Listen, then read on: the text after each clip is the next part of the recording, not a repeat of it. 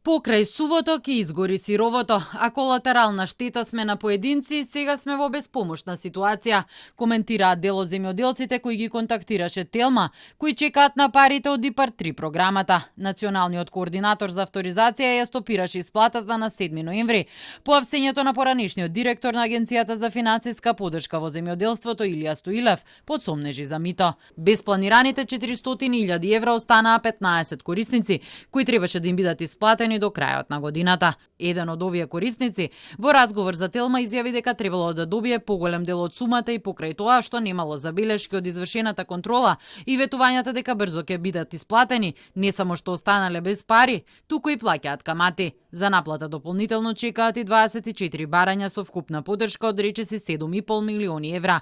Некои од нив треба да добијат по неколку илјади евра, но други неколку стотина илјади, но не сакаат јавно да зборуваат. Едно од тие барања е на фирма која исто така успешно го завршила проектот и треба да се исплатат 600.000 евра до крајот на февруари. Доколку до тогаш не ги добијат, ветените средства ќе треба да плаќаат далеку поголеми суми на банките, а тоа велат не може да си го дозволат. Времената одлука за прекин на исплатата согласно најавите ќе биде повлечена кога ќе се проверат проектите одобрени од поранешниот директор. До тогаш земјоделците ќе треба да чекаат. На прашање колку проекти досега се проверени и е востановено дека се согласно процедурите, од Министерството за финансии за Телма велат дека процедурата е во тек.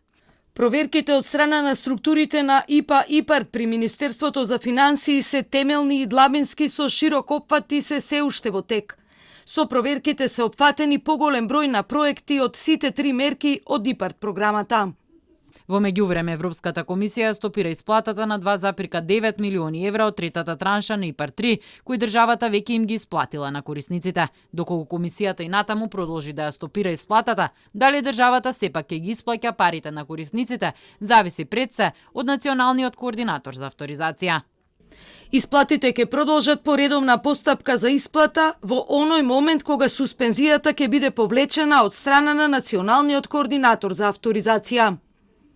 Целосната сума на ИПАР програмата изнесува 97 милиони евра европски средства и 31 милиони евра национални средства.